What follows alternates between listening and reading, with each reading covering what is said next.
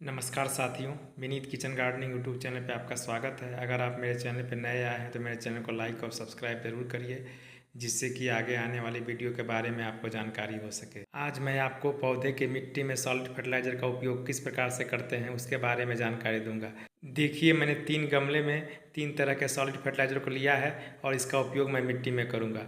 देखिए, एक में मैंने गोबर की खाद ली है, दूसरे में मैंने किचन वेस्ट डिकम्पोजर का जो छिलका होता है उसका फर्टिलाइज़र मैंने लिया है और तीसरे में वर्मी कंपोस्ट लेके और आपको मैंने दिखाया है।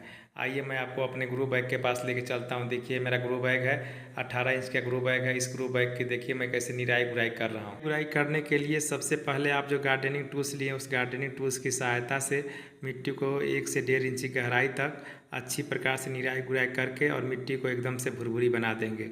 भुरभुरी बनाने के बाद से उस मिट्टी में देखिए 2 मुट्ठी के करीब हम गोबर की खाद डाल देंगे।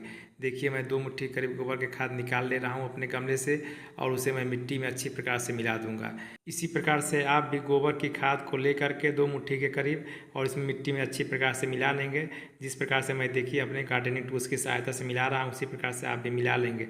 मिलाने के बाद से देखेंगे आपके मिट्टी में गोबर की खाद जो है अच्छी प्रकार से मिल जाएगी और मिलने के बाद में हम इसमें पानी का इस्तेमाल करेंगे।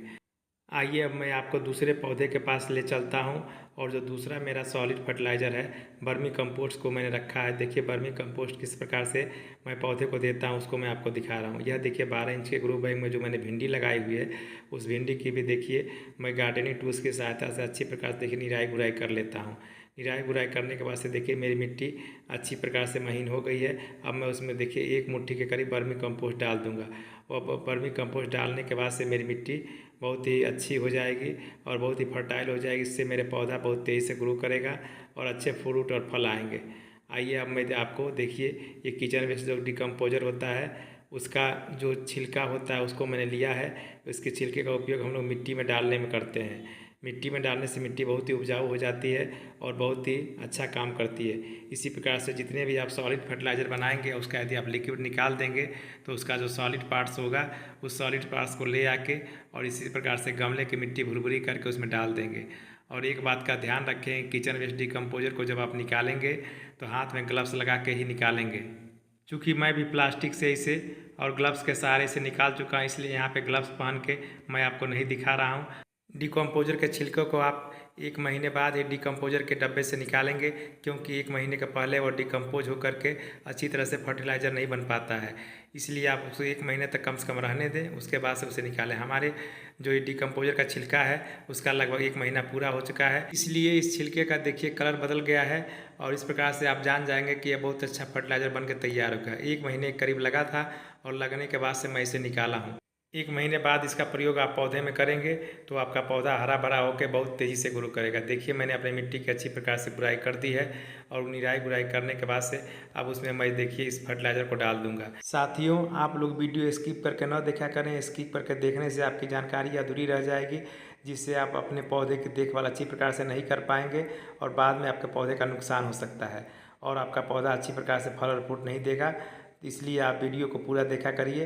देखिए साथियों, अब मैंने इसमें जो होता है डिकम्पोजर का जो छिलका होता है उसका आधा छिलका मैं इसमें डाल दिया हूँ, आधी मात्रा, और आधी मात्रा मैं दूसरे पौधे को डालूंगा। देखिए, इसमें खीरा हमने लगाया हुआ है, इसमें मिट्टी का से अच्छी प्रकार से मिला देंगे। चूँकि हाथ में मैंने ग्लव्स नहीं पहना है इसलिए देखिए मैं इसे हाथ से नहीं छू रहा हूँ। आइए अब मैं आपको पौधे को पानी देने के लिए चलता हूँ। देखिए, मैंने पानी रखा हुआ है। चूँकि यह सॉलिड फर्टिलाइज़र है इसलिए देखिए सॉलिड फर्टिलाइज़र में हमें पानी देने की ज़रूरत पड़ती है, क्योंकि जब तक पानी नहीं देंगे तब तक वो अच्छी प्रकार से मिट्टी में मिल नहीं पाएगा और मिट्टी में पोषक तत्व नहीं हो पाएगा। पोषक तत्व नहीं होने से मेरा पौधा अच्छी प्रकार से ग्रो नहीं करेगा। बरसात के मौसम में इस सॉलिड फर्टिलाइज़र का आप उपयोग करिए, बहुत अच्छा रिस्पांस देगा और आपका पौधा बहुत अच्छी प्रकार से ग्रो करेगा। अब देखिए, मेरे जितने भी पौधे थे सारे पौधे में पानी डाल देता हूँ। पानी डालने के बाद से वह जो है फर्टिलाइज़र अच्छी प्रकार से मिट्टी में मिल जाएगा और मिट्टी में मिलने के बाद से पौधे को अच्छी प्रकार से पोषक तत्व देगा। देखिए, मैं इसे भी बड़े वाले जो ग्रो बैग 18 इंच का उसमें मैं पानी दे देता हूँ। पानी देने के बाद से वो अच्छी प्रकार से मिट्टी में मिल जाएगा और बहुत ही अच्छा मेरे पौधे के लिए काम करेगा। आप सभी साथी इस प्रकार से आपने देखा कि सॉलिड फर्टिलाइज़र का उपयोग मैं किस प्रकार से करता हूँ। आप लोग भी इस प्रकार से ही उपयोग करिए।